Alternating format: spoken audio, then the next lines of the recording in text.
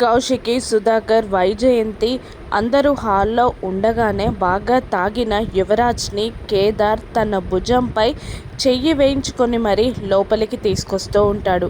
యువరాజ్ని చూసిన కౌశికి బాధగా సుధాకర్తో రోజు ఆఫీస్కి వెళ్ళి చక్కగా పని చేసుకుంటున్నాడు అనుకున్నాను, కానీ ఇదేంటి బాబాయ్ అని అంటూ ఉండగా ధాత్రి ఇలా అంటూ ఉంటుంది. ఇదంతా ఎవరో కావాలనే పక్కా ప్లాన్తో చేసినట్టు అనిపిస్తుంది వదిన. నాకు సోనీ ఆ దివ్యాంక తరపున పనిచేస్తుందని డౌట్గా ఉంది వదిన అని ధాత్రి అంటూ ఉండగా వైజయంతి, ఏంటమ్మా నిషిక, జగదాత్రి ఏదేదో మాట్లాడుతుంది అని అంటూ ఉంటుంది.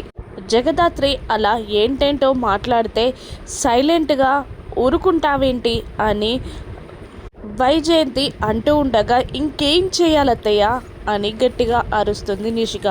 అందరూ ఆశ్చర్యంగా నిషిక వైపు చూస్తూ ఉండగా, తన ప్రాణాలకి తెగించి మరి నా ప్రాణాలు కాపాడిన మా అక్క జగదాత్రిని ఇంకేం చేయమంటారు?